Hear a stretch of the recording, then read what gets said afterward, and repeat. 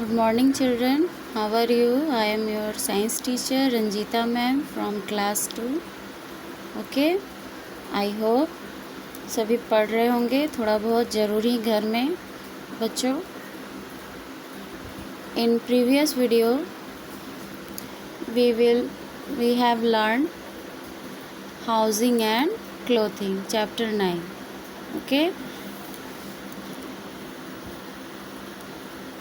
we have know that permanent house or pakka house, and next thing is कच्चा house, tent, Karwan, इग्लू.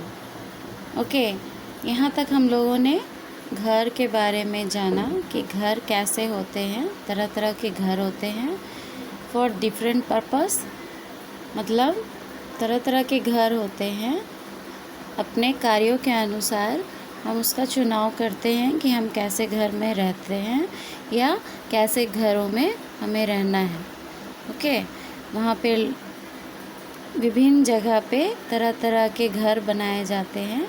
ठंडे जगहों में इग्लू बनता है जहाँ की बहुत ही बर्फ़ पड़ता है. ठीक है, एंड बिल्डिंग्स होते हैं, फ्लैट्स होते हैं जो कि परमानेंट हाउस होते हैं. हट होते हैं जो कि झोपड़ी मिट्टी से बने होते हैं और स्ट्रॉ से बने होते हैं, बैम्बू से मिला के. Okay, and next is tent.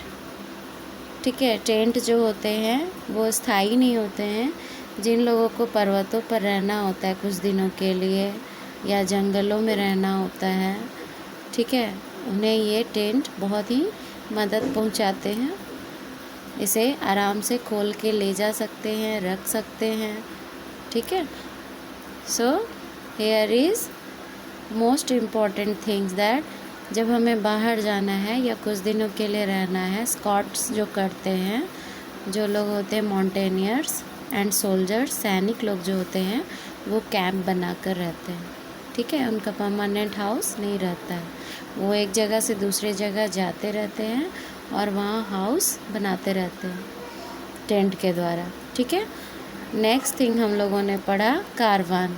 ये एक वैन के रूप में होता है जिसमें सारी चीज़ें आप रख सकते हो, बेड लगा सकते हो, खाने की चीज़ें, आपकी जितने भी डेली नीड्स की चीज़ें हैं, ज़रूरत की चीज़ें हैं, आप इसमें रख सकते हैं और एक जगह से दूसरे जगह मूव कर सकते हैं, इसे ले जा सकते हैं गाड़ी के द्वारा इसे जोड़कर.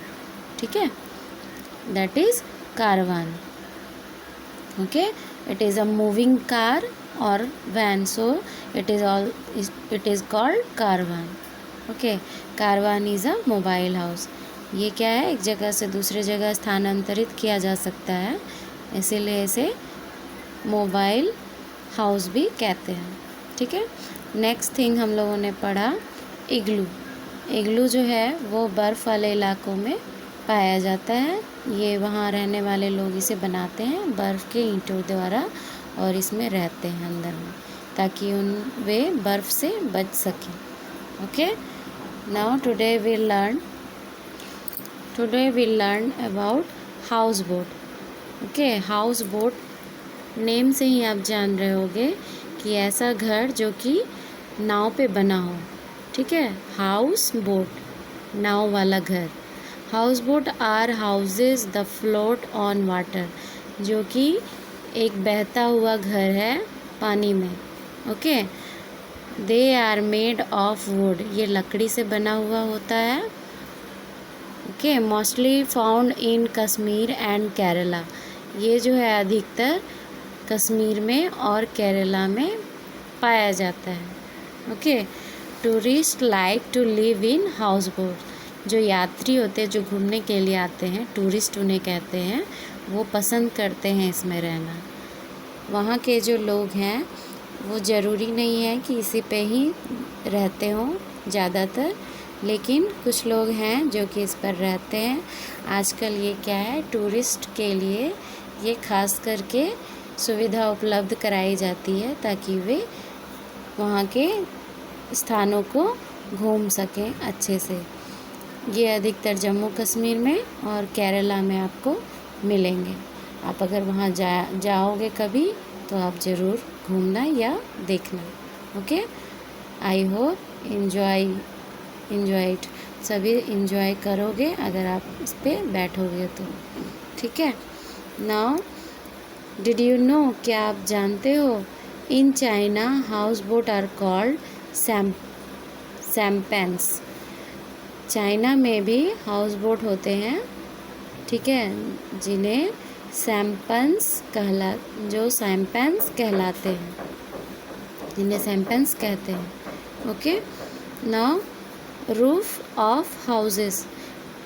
अब हम लोग पढ़ेंगे कि हाउस जो होते हैं, घर जो बनाए जाते हैं, उनके छत जो हैं वो तरह तरह के होते हैं, वो क्यों होते हैं।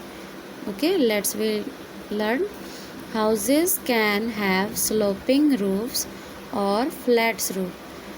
घर जो होते हैं उनके जो छत होते हैं वो क्या होते हैं, फ्लैट यानी समतल होते हैं, और स्लोपिंग रूफ भी होते हैं यानी कि ढाल नुमा होते हैं, इस टाइप के।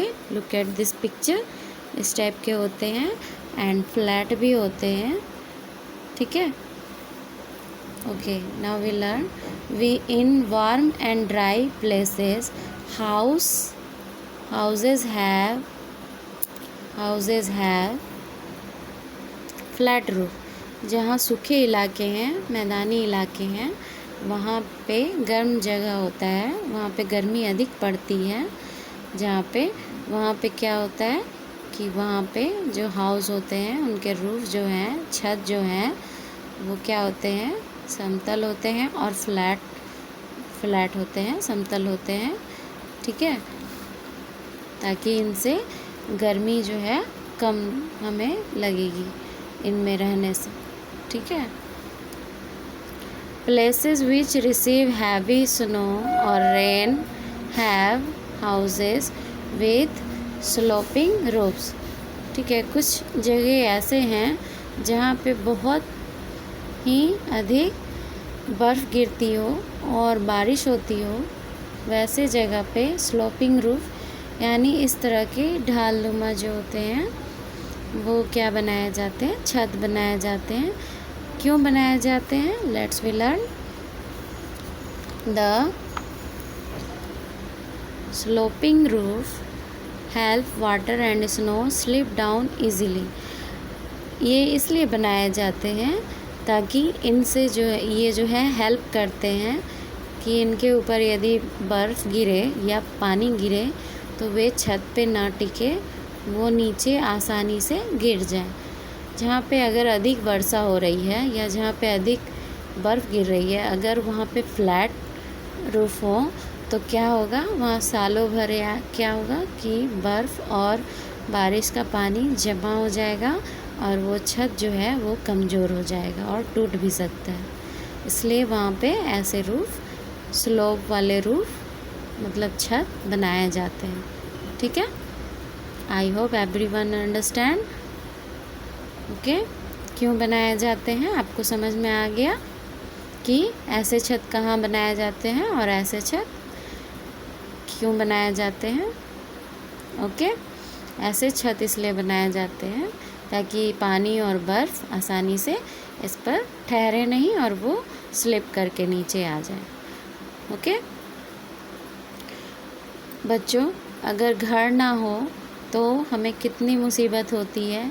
अगर आप कहीं जाते होगे तो आपको समझ में आता होगा, जब बारिश होती हो या तूफ़ान आता हो या रात में आपको कहीं ठहरने का मन करता हो कि मुझे एक सुरक्षित घर चाहिए, तो सुरक्षित घर कैसा होना चाहिए और घर हमारे लिए क्यों महत्वपूर्ण है, ये आप समझ रहे होंगे। आई hope everyone will be understand. Okay, तो घर कैसा होना चाहिए, जो है घर मतलब सुरक्षित होना चाहिए, लेकिन कैसा होना चाहिए, लेट्स वी लर्न।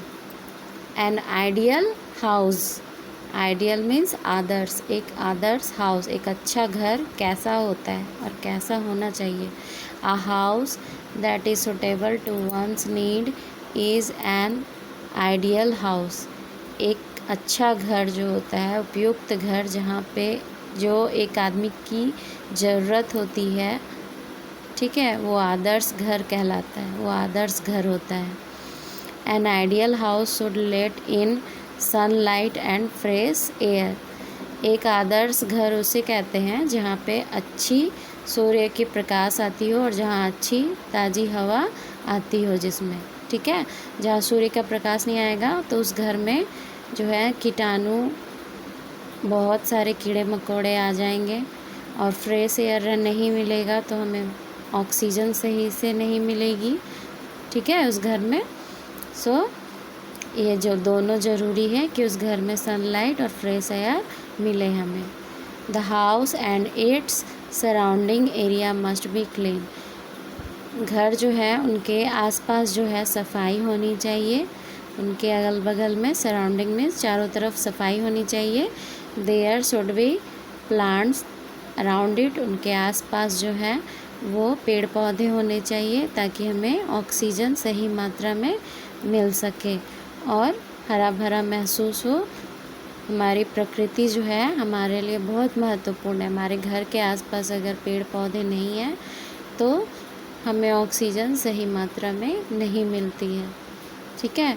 और सफाई भी होनी चाहिए हमारे घरों के आसपास।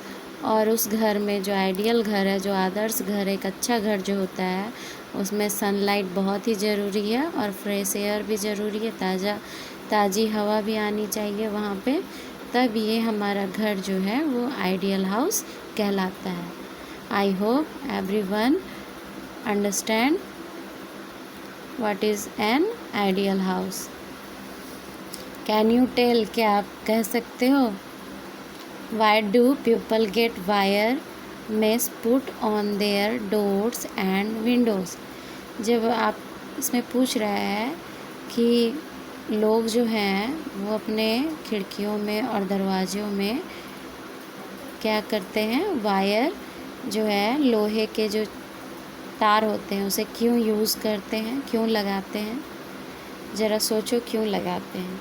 अगर खिड़कियों में लोहे के जो छड़ होते हैं, जो तार होते हैं, वो नहीं लगाएंगे तो क्या होगा, उनसे जो है बहुत सारे दुष्परिणाम हो सकता है। उन खिड़कियों में अगर जाले ना हो, ठीक है, तो खिड़कियों से जानवर आ सकते हैं आपके घर के अंदर, जंगली जानवर या पशु पक्षी आ सकते हैं जो कि आपको नुकसान पहुंचा सकते हैं। थीप्स भी आ सकते हैं, है ना, चोर भी आ सकते हैं। सो क्या है कि दरवाज़ों और खिड़कियों में ये वायर लगाए जाते हैं। So the people get wire mess put on their doors and windows. I hope everyone understand what I am said. Okay, today is enough. Okay, today's homework is you write what is an ideal house. एक आदर्श घर कौन सा होता है, कैसा होता है, ये आप अपनी कॉपी में लिखोगे. It is your homework for today. Okay, now today is enough. आप इसे अच्छे से लर्न करोगे. You should be learn all of this. Okay, in next video we will learn about clothes, why we wear clothes and what kinds of wear of clothes. Okay, हम लोग जानेंगे कि कपड़ा क्यों हमें पहनना चाहिए और क्यों हमारे लिए ज़रूरी है. Okay, now take care and stay in home and goodbye.